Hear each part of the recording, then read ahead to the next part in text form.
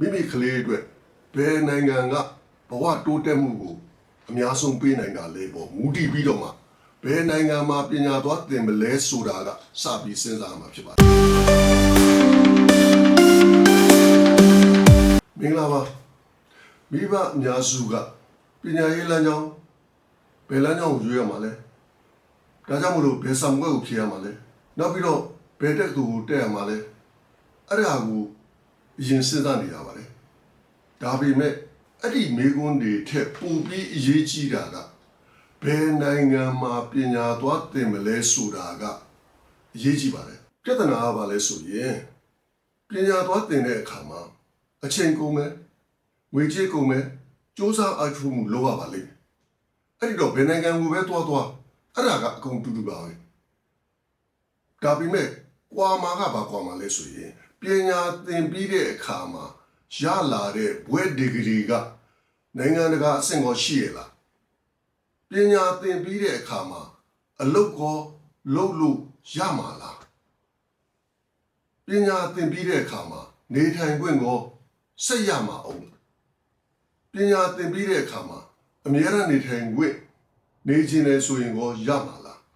အဲ့ဒီဥစ္စာတွေကိုထည့်သွင်းစဉ်းစားဖို့လိုပါတယ်အဲ့ဒီတော့နိုင်ငံကိုရွေးချယ်တဲ့အခါမှာဂျာမနီနိုင်ငံကိုရွေးချယ်သင့်ပါတယ်ဘာဖြစ်လို့လဲဆိုရင်ဂျာမနီနိုင်ငံကရတဲ့ဘွဲ့ဒီဂရီတွေဟာကမ္ဘာအဆင့်နံပါတ်3ထဲမှာပါပါတယ်အစိုးရတက္ကသိုလ်တွေမှာကျောင်းသွားတက်တဲ့အခါမှာကျောင်းလာကမပေးရပါဘူးဂျာမနီမှာရှိတဲ့ Ausbildung ဆိုတဲ့အသက်မွေးကျောင်းပညာစနစ်ဟာကမ္ဘာမှာထိပ်တန်းနံပါတ်1ဖြစ်ပါတယ်ပညာသွားသင်တဲ့အခါမှာပညာသင်ပြီးလို့အလုပ်ရှာတဲ့အခါမှာအလုပ်ရှာခွင့်ပေးတာပါတယ်ဂျာမနီနိုင်ငံမှာအများအားနေထိုင်ခွင့်ရနိုင်ငံသားဖြစ်ခွင့်တွေကိုလည်းလမ်းဖွင့်ပေးတာပါလေဂျာမနီနိုင်ငံဟာစီးပွားရေးတောင့်တင်းတဲ့နိုင်ငံတစ်ခုဖြစ်တဲ့အတွက်အလုပ်ကိုင်တွေလည်းပေါ်များပါတယ်ဒါကြောင့်မို့လို့ဂျာမနီနိုင်ငံကိုပဲရွေးချယ်သင့်ပါတယ်လို့ပြောချင်ပါတယ်ဒါကြောင့်မို့လို့ GCE OSSD မြန်မာ Grade 12ဘယ်ဆောင်ရွက်ဖြေရမလဲဘယ်တက်သူတက်ရမလဲဆိုတာတွေထက်ပိုပြီးရေးကြည့်တာကမိမိကလေးအတွက်ဘယ်နိုင်ငံကဘဝတိုးတက်မှုကို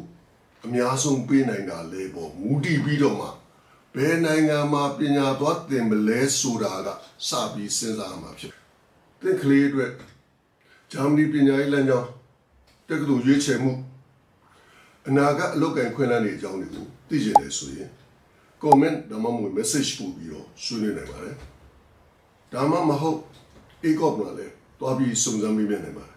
ကျေးဇူးများတင်ပါ